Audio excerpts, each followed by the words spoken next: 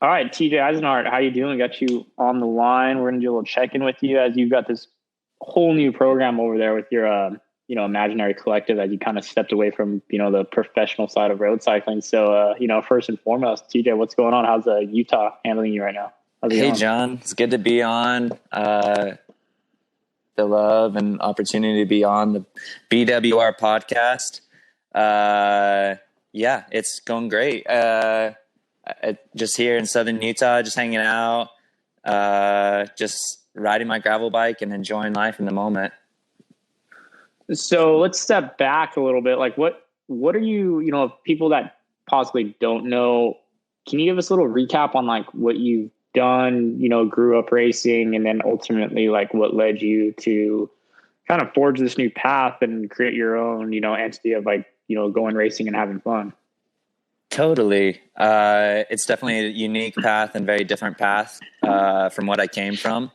I grew up racing purely on the road. At the age of 8, I fell in love with road cycling when I was over in Spain with my family and just loved it. And so we came back, and at the age of 12, just started kind of racing, local, like every kind of junior. And then you start kind of racing around, and then you're on the national team. And then when I was 18, that's when I had the opportunity to join BMC's development program, which was at that time the best development team then. A lot of big riders came from that team. Pavel Sivikov, Pascal, guys, Fabian Leinhard. So yeah, I grew up in, I would say, the very serious side of the sport, and the very I just wanted it so bad to be in the world tour, and I wanted to race my bike, and I thought I wanted to win all these races. And I would say about 3 years ago, it just was it just wasn't clicking to me. I was training, I was putting in the work, I was racing, but it never seemed to click, results, everything. And when I look back now, I think that's just because honestly, I just don't have that very competitive and like almost wolf instinct when it comes to competition, racing wise. I was more just enjoying being on my bike and the love of that. And so last year I approached my good friend and business partner, Andrew Dahlheim, and was like, hey man, I have this idea about how to, basically I want to show the world how I love to ride the bike, and it's, he had this very same philosophy with how he loved riding the bike and everything. And where we just didn't care about getting results anymore. We felt like everyone else in the world was getting too carried away about, their power and the lightest bike and stripping down paint jobs to black raw carbon so that it was even lighter. And, for me as an artist, my mom was always putting a sketchbook in my hand, and I always grew up doing a lot of different art classes and everything. And so I always grew up with this artistic kind of spirit. And I've always wanted to find a way to express that purely through the bike. And with road racing, I just never, like I said, it never clicked. I was never able to, anytime I tried to do anything kind of artistically or outside the box of road cycling, it was always kind of shunned upon or frowned upon. Where, 2 years ago, like I said, I started looking at gravel, and then approached Andrew last year and was like, hey, I think this is a market where we could basically go into it and people wouldn't think we're that crazy for saying we're starting something where we don't care about results, where we're mainly focused on the creation with our partners, going out there, doing new things, focusing and just purely doing what we love to do. And that's just showing the world how we like to ride our bikes, and I think I grew up snowboarding and I grew up skateboarding, and I love that culture. I love how free it is. I love how it is. I love how every skater is unique. Everything's just about it is freedom, I feel like. And to me, that's how the gravel bike is. So we're just basically trying to connect the dots, figure out the correlations, and figure out how we can basically combine those two worlds and create something with gravel that basically hasn't been done yet, and like I said, it's cool to see all these other projects come to life, you know, with like Peter Stetina or Colin Strickland and, you know, Ian Boswell, and whether everyone's kind of doing their own gravel thing. But like I said, the cool thing about us is we're kind of focused on the artistic side. And so, you know, it really separates us from everyone else. And I like that. I like that we're still in the same level playing field with gravel, but we're able to do different things. I think so unique and so bizarre. It's something you really don't have in the world tour or professional cycling. You know, if you're in a professional cyclist, where gravel racing, it's the wild, wild west. And you could be a racer who's also an entrepreneur or a businessman or, you know, a social media guru, or, you know what I mean? And I think it pushes athletes outside their comfort zone from just worrying about, like I said, training day to day, and focus on like, how can I, you know, create, and I think you'll relate, create, you know, an enterprise off yourself, you know, and create companies off yourself, and create businesses and opportunities to not just support you during your riding years, but through forever, you know? So yeah. No, that's, you're definitely onto something. It's obviously, you know, it's becoming, I don't want to say the norm, but it's getting to that level. Like you said, the Stetinas, the Collins, like they're doing more and more. And like that, you know, we're in a time where this is a possibility now, because, you know, realistically, honestly, like, you know, if you were having this idea 4 or 5 years ago, you would more or less just probably hang up the bike and be like, all right, I'm gonna go do something new now. Because there wasn't really that avenue to go do something different. With that being said, like, have you, because I do remember, you know, I want to say I raced you at like Tour of Utah when you were doing your Sarge for BMC, like 2016, maybe. So yeah, that's about as close as you get to like going world tour. You know, you're basically a trainee on the world tour team. So like at that moment, were you still like full gas, like going world tour? This is my life. Because, you know, if we look back then, the whole idea and concept of starting your own thing, and, you know, whether it's gravel racing or adventure racing, like that wasn't even a thought in the world. So were you like, still there, or kind of like, you know, like there might be something else out there, even though I don't know what it is yet. Like we're like I just kind of want to pinpoint that time, like, you know, where were you at, like, and what you wanted to do then? Because you were so close. So it's like looking at a different person. It's crazy. I mean, I wish we could almost like, I could be side by side with TJ Eisenhart, and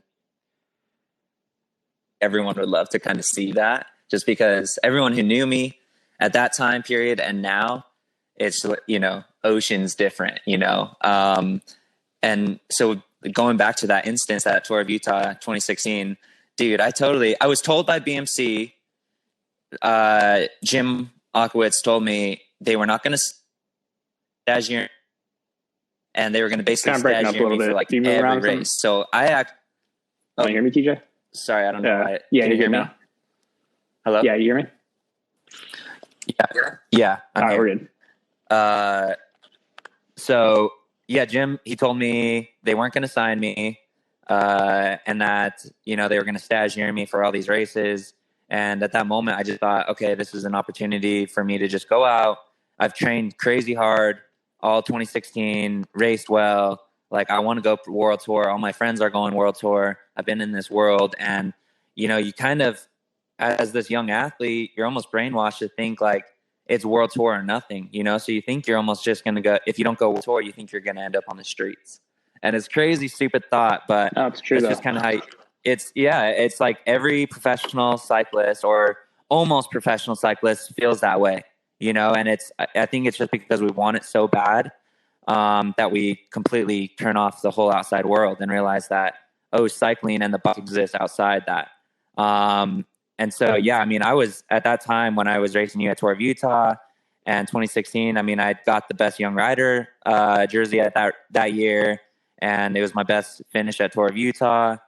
And, you know, you're just thinking to yourself, okay, like, how can I not go pro, you know, or world tour at that time? And again, it's just like, sometimes it just works out like that, like in a good way. Like sometimes you're not given what you thought you should be given, and it's always for a good reason, you know? And it's crazy when I look back now and like look back, man, had I gone world tour or whatever, most likely would not have met my wife, would not be married, have a baby, you know, because you're just so busy. You're traveling a lot more. Your life is just a lot more different, and so it's like I think every single second of my past, because it's what, you know, got me to where I am now. And it's like I love the person I am now. I love the path I am on now, you know, where if I fail, it's because of me. You know, you can't blame it on like result. Like, you know, it's like if you fail, it's because you decided to just stop working, you know, or stop doing what you do. And like I just love the bike. I love being creative, and I love truly going out now and just riding my bike and not worrying about like, am I going to get the KOM up this climb? Because I mean, for a long time, that was a big part of my identity was, you know, making sure like I had the fastest time up all the mountains here in Utah. And now it's funny, I was riding up one of the climbs today and I was just like, man, I'm probably like 5, 8, like 10 minutes slower than I was, you know, and it's like, you don't care. Like I'm wearing my denim jacket and, you know, enjoying it and loving, and it's light rain and I'm not worried about whether I'm accomplishing my, you know, next interval or, you know, the worst thing was I remember, you know, when you weren't able to accomplish your intervals for the day and you went home and you were just like so disappointed. And it's like, now you look back and you're like, that's what I was disappointed about. Like, come on. Yeah, it's Small potatoes. I love that. So, all right, you know, you get through that whole part of your life. So so last year you say you kind of like started talking with your partner, Andrew, about possibly going off and doing your own thing. Like, you know, so you're basically, you know, you're still a professional racer at the time. So you're still training, you know, your races. How was that to go, okay, like I'm going to start to build something from nothing. And you've never haven't done that before. You know, obviously you have to get the right partners on board, reach out to people, you know, you're kind of doing a little bit of everything now. How was that process of like going out there and making that happen? Yeah. I mean, that's the craziest part is just starting. I think anybody will tell you that just literally sitting down and just starting is always the hardest part, you know, because I feel like everyone every day has a dream or a vision or, you know, how they want to live their life, but it's just about just starting it, you know, making it a routine and sitting down. And when it came to, I remember last January, I started like contacting a few companies about the possibility, you know, and everyone kind of laughed at me. They all thought I was like joking. They all thought like, oh no, like you're TJ, you're going to ride the road, you're roadie, like 100%. Like, and it was like, no, I'm not trying to make the switch. I'm not trying to switch over to gravel to get results. I'm switching over because I have a new idea and a new thing. And if finally, I remember a few years ago when I first met my business partner, Andrew Dahlheim, and I just knew like, all right, this is someone I could trust and someone that is like, would just be a good fit for a business. Like, and it was crazy. We weren't crazy good friends, you know, when we were on the team or like, you know, even like last year we were good friends, but not like, no, I think a lot of people were pretty surprised with when we both came together and worked together. And it was like, we just had that good cohesive, and we still do that really good cohesive working relationship where, you know, he handles kind of more the business side. I handle more and kind of the image side of the project and, you know, talking to sponsors about getting our products and, you know, all that. And so it just is like, he calls me up, says he's already, you know, got this deal done. And then it motivates me to go out and get another deal done. So it's like, I think it's really important when you are going to start your dream or your vision to share it with as many people as you can. Literally talk about it. I mean, to who you can, you know, like last year, it's not like I could go out on social media and be expressive about what I was doing because I was still under contract. So you still have to be a little bit quiet, but share your vision, share with what you know, how you want to live your life or your dreams. And, you know, eventually someone will see it the same way and will also be motivated off it. And that's when, as soon as you kind of have that other person where you're like, all right, we're in this together, that's, you know, then you just sit down and you start writing out a proposal. You start writing out kind of mission statements, and you start writing down brands you'd love to work with, companies you'd love to work with, where you would see the company in 5 years, just literally everything and anything you can possibly think of, and just constantly writing it down. Constantly every day I'm writing down in my like little imaginary collective notebook about different ideas, or, just to always have it, because whether I use it this year, next year, or in 10 years, I know an idea will always come, and like I said, some will be good, some will be bad, but when you write it down, that's kind of that first step where you're seeing it and you're then able to take it, and like I said, just never being afraid to share your vision with, your partners, especially, so whether that be your sponsors or anything, I mean, we were very, very upfront with everyone, we were working with this year, saying, hey, if you're expecting us to go out and win this race or do this, like, don't. Like, we are focused on creating something different, focused on, the culture, focused on, the creative side of the sport. And Factor loved it, Champion System loved it, Envy loved it, Kogel, all these great, Pirelli, all these great companies. And it's awesome. It's very motivating when you do send out, do tell people your vision and ideas, and they love it and they want to help you out as much as possible. And, then they're given their resources. And probably one of the greatest compliments me and Andrew got was like in February when we were on a conference call with Champion System, and they had said that their offices were so motivated off this project and this idea and all the designs we were sending them, that it just like sparked this, this like motivation in the office, and that's just awesome, that you're just kind of waking people up and getting people, like I said, out of that funk of all black or like all matte carbon, and, waking up everyone and being like, hey, let's add color and be creative and let's start making new deals.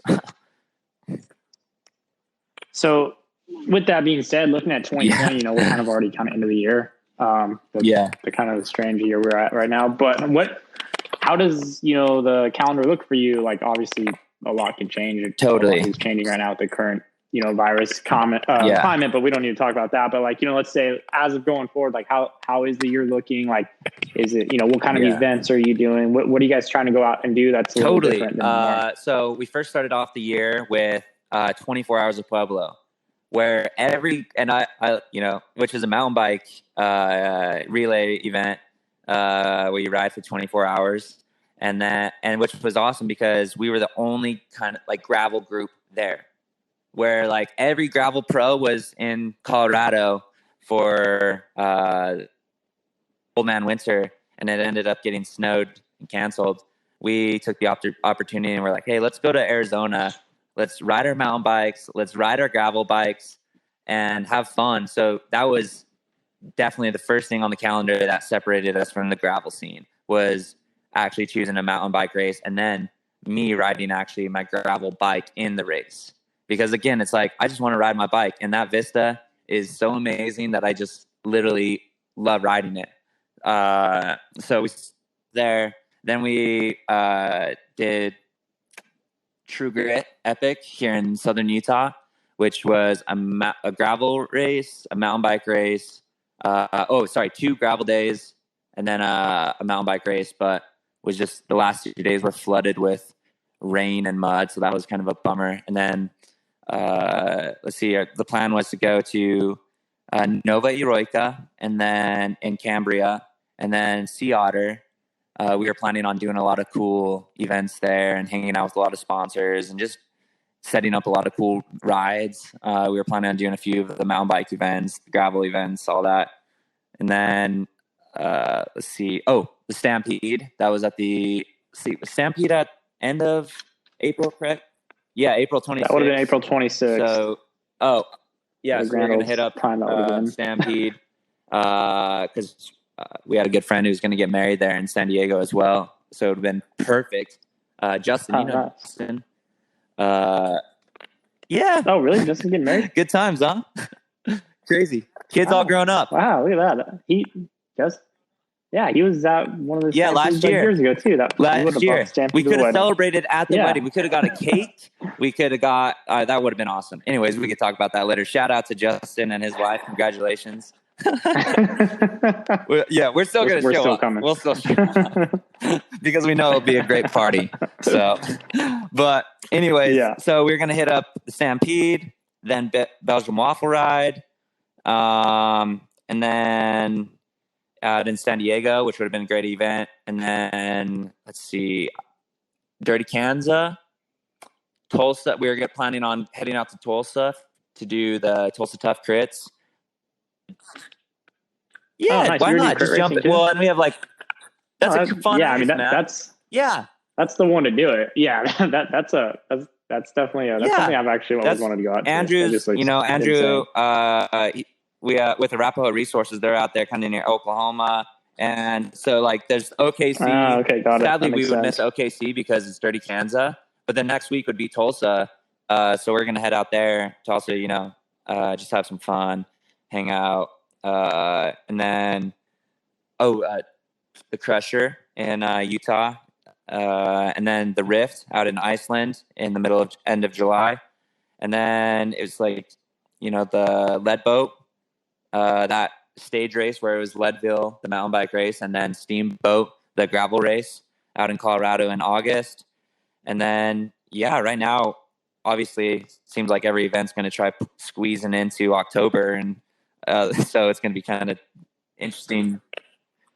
Yeah, it's gonna be a heavy fall for you and all the riders looking to do all these events. You should basically just take your off season right now. Yeah, we should rest for a month. Here's and then my idea. I just had this idea. Let's do a Woodstock of gravel. Let's do like a week-long gravel party, basically like Sea Otter, but just allow people, like I said, full-on Woodstock mode, where they just show up in the desert or something, and we just do a massive event. So 1 week long stage race, or something like that on gravel. And we just, I don't know. We got to figure out something. Could be something. That's something where it could definitely go to. Yeah. I mean, like I said, right now with the kind of climate, with the crisis and whatever going on, we have to just play it all by ear. And we have to be cautious, play it by ear, not travel as much, and just, like I said, just chill. So right now that's our schedule, and we've had to put a few of those events on hold, obviously, like everyone else in the peloton. But like I said, that's not a big deal. That's life always comes before the bike. And so we'll just pick up when everything else chills and events are back on rolling, and expect to see us at your event and come hang out at the Imaginary Collective tent. We have a big group. I'll make up some pancakes for you guys and hang out. Yeah, we'll definitely send people that way. So bringing it back to the BWR. So you haven't done the Belgian Waffle Ride. So from your standpoint, like, more being, I'm not gonna say on the sidelines, but you haven't done it. Like, what's your thoughts on it from what you've seen? On digital videos, photos, what people have talked about. Like, what's your overall, consensus on the BWR and where it is, and in its state of events these days? I love the fact that it's turned into a series, like a trifecta, basically. I love the fact. I love that. I love that it's, in San Diego. I love that it's hit the South with Asheville. I love that it's obviously hitting my home of Utah with Cedar City. Oh, that's right. Yeah, and like you said, I didn't do BWR last year. I definitely saw the awesomeness of it, and Justin told me all about it because we had a teammate who did it last year and just loved every minute of it. I mean, he flew back on his flight from Europe, got home at midnight that night. Oh yeah, that's right. He did he wasn't home for like a Built few his hours bike and came to in. the That race, was amazing. and went in straight away was in the break. Then he ended up flatting and having some issues. But for me, it's kind of events. Like, it's its own culture, it's its own vibe, and like I said, it's hard to comment about it if I haven't done it. Doing that, all I can really say is just I'm very excited. Me and Andrew super excited. I was, like I said, very bummed about the delay of the San Diego one, just because I love Southern California. Love getting down there, kicking it with my wife's family. I have a lot of good sponsors and support crews down there with Monster Hydro, 100%. So a lot of good friends down there. So anytime you can get to SoCal, it's always fun. And so that's a bummer. But I did have the opportunity to ride half of, or like 80% of the Cedar City course. I rode that with Todd Hegeman, Burke Swindlehurst, Neil, Shirley. And we, so it's like, what better experts can you go ride a gravel course with, So we went out there, had an amazing time. And then we got about 30 miles from the finish, hit some peanut butter mud, and like ended up hiking for like a mile or so. But I definitely, from that ride, I was just like, okay, this is going to be an insanely hard ride, because then it finishes on kind of this soft, almost Jeep single track to the finish. And it's just going to be, it definitely is going to be a wrencher. People see, oh man, there's not that much climbing in it, but just the dirt out there. And if it's wet at all, everyone should be prepared, like be ready for a very hard day, because especially when you're out there and you look around, you're in the middle of nowhere, man. And so it's just even like I remember when we got stuck out there and just like, all those guys are like trying to clean like bikes and like trying to get through it. And I'm just like, man, just walk. We're just walking. Like, you just accept it. You look around and you're like, I'm not getting home till like maybe 1 a.m. tonight. Like, just because you're like, you're in the middle of nowhere, and if you're having to hike out there. So it's definitely a course for like, be tough, be ready, train hard. And like I said, I can't wait to try the other courses. I have a lot of good friends out in Asheville. I love riding in Asheville. So I can't wait to do the BWR out there. Well, I'm sure once people hear this and they find out you got a little inside knowledge on it, your DMs are gonna be blown up with dude. TJ, what's up? What do you know? What, you want literally no one's safe on that course, because this is. I mean, so I was on my Factor Vista with 35s, my Pirelli Cinturados, so like pretty standard gravel machine. Then there was another guy who was on his Open, like with his like massive, almost like 50 tires, and like Neil was on his rig with his special setup. Burke was on his rig with his different.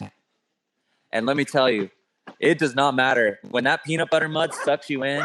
It doesn't matter the tire, the bike, whatever. Like, you just gotta get off your bike, get through it, and then just get going again. But yeah, man, when I did that ride, I actually was very surprised, because my bike was one of the first ones to get rolling again, and it's not like domed as like a pure gravel bike. It's the Vista. So yeah, I definitely was very surprised. But I even have road pedals, like. So I was just shocked that I was able to jump back on and get rolling, and then I ended up having to wait a couple minutes for those guys to then roll back up. So, like I said, a lot of times it's just about your determination and whether you just want to get through it right now, right then and there.